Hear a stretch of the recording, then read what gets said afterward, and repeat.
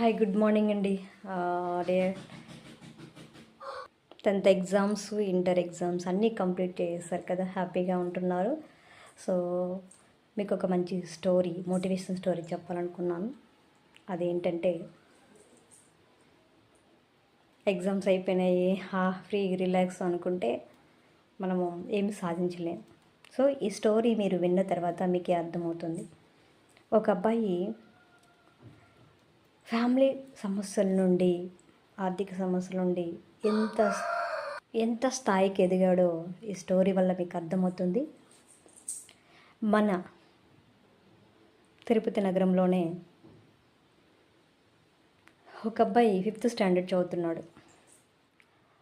వాడు రోజు 9 గంటలకి రాకుండా 9:30కి క్లాస్కి వచ్చేవాడు. ప్రతిరోజు లేట్ అనమాట. సరే లేట్ వస్తున్నాడని చెప్పి వాళ్ళ టీచరు ఎందుకురా లేట్ వస్తున్నావు ఇట్లా అని అడగడంతో ఆ అబ్బాయి ఏం చెప్పేవాడు కాదు. సరే వీడు లేట్ వస్తున్నాడు, రోజు పనిష్మెంట్ ఇవ్వడం, కొట్టడం, వాడిని గ్రౌండ్లో పరిగెత్తించడం ఇలా చేస్తూ ఉన్నారు. సరే ఈ రోజు ఇలా చేస్తే 3 months అలాగే కంటిన్యూ అవుతున్నాడు. అరే ఏంటి అని గురువుగారు ఒకసారి వాడితో కూర్చొని మాట్లాడాను. ఏంట్రా, నేను రోజు నిన్ను కొడుతున్నాను, మరి నువ్వేంటి రోజు లేట్ వస్తూనే ఉన్నావు అని చెప్పారు. అప్పుడు కళ్ళ నీళ్ళు పెట్టుకొని ఆ అబ్బాయి ఒక మాట చెప్తాడు. సార్, మీరు కొట్టడంలో తప్పులేదు సార్, కానీ నా పరిస్థితి అలాంటిది సార్. ఏంట్రా అంటే, మా అమ్మ లేదు సార్, మా నాన్న తాగుబోతు, నాకు ఒక అక్క ఉంది సార్, అక్కకు పోలియో.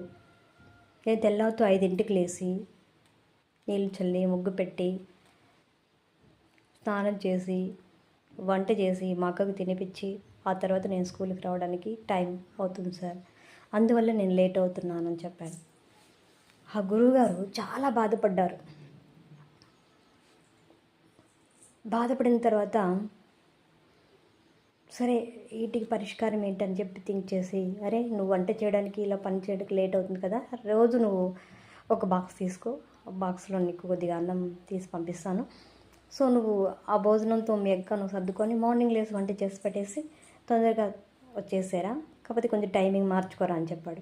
ఇప్పుడు రోజు 5ంటికి లేస్తున్నావు కదా, రేపటి నుంచి 4ంటికి వెళ్ళేవు అని చెప్పారు. అలాగే సార్ అని చెప్పి వాడు ఇంటికి వెళ్ళిపోయాడు. అలాగే బాక్స్ తీసుకొని ఇంటికి వెళ్ళాడు.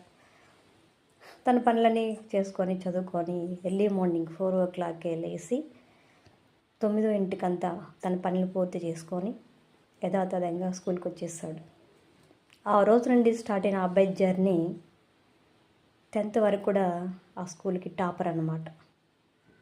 చూడండి, చిన్న చేంజెస్.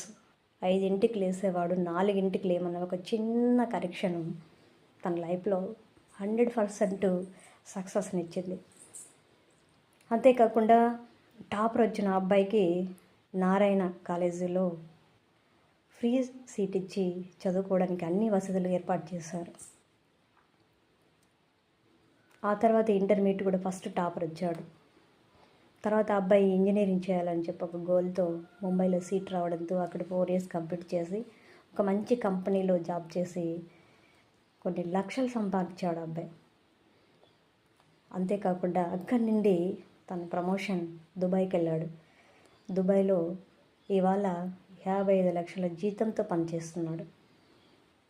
పనిచేస్తూ వాళ్ళ నాన్నగారిని పూర్తిగా మార్చి, తాగుతూ ఆరోగ్యం ఎలా చెడిపోతుందో విషయాలు తెలిసి తండ్రి గారిని విదేశాల్లో 45 దేశాలు చూపించి ఫ్లైట్లో తను కూడా వివాహం చేసుకొని ఒకరోజు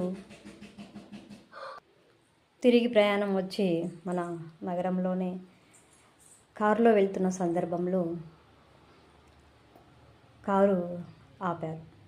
ఆపి పక్కన చూస్తే తన గురువుగారు నిలబడుకున్నారు. దిగి వచ్చి నమస్కరించి, సార్ నేను సార్, ఎవరున్నాను, ఎవరబ్బా నువ్వా అనేసి అడిగితే, సార్ నేను సార్ మీ శిష్యుడిని, పలానా రోజు పలానా మీరు నాకు గైడ్ చేశారు, ఇలా మీరు చేయడంతో నా లైఫ్ని ఎంతో మార్చుకున్నాను సార్, ఈరోజు నేను హ్యాపీగా ఉన్నాను, దానికి కారణం మీరే అని చెప్పాడు.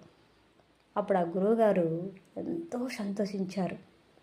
ప్రజెంట్ అయిన మన డిస్టిక్కి DYEOగా పనిచేస్తున్నారు. గురువుకి కావాల్సింది ఇదే కదండి.